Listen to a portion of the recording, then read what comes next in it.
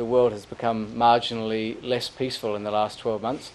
2 years ago it had actually improved in its peacefulness, but in fact in the last 12 months it had actually worsened. All of the indicators that led to a worsening of peacefulness in the last 12 months are actually internal indicators. So the likelihood of violent demonstrations, the homicide rate, perceptions of criminality within society are the major drivers that created a less peaceful world. Now it's interesting for us to think that if we were to have even a 25%, a quarter reduction in the levels of violence in the world in the last 12 months, that would have freed up around $1.5–1.75 trillion per annum to fund other things. And what sorts of things could it have funded?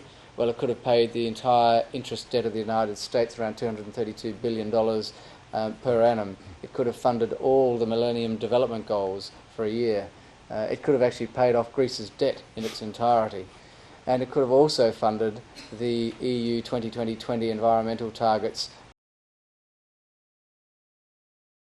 If you look at the internal peace measure, because the overall Global Peace Index is a composite of an internal and external peace measure, it does relatively well. It scores much higher. It would come 52nd, I believe. The only reason it's behind a lot of other OECD countries is because of very high rates of incarceration, as Clyde mentioned, levels of violent crime, and the level of homicide. So it's really those issues internally that are pushing the US below the other OECD countries.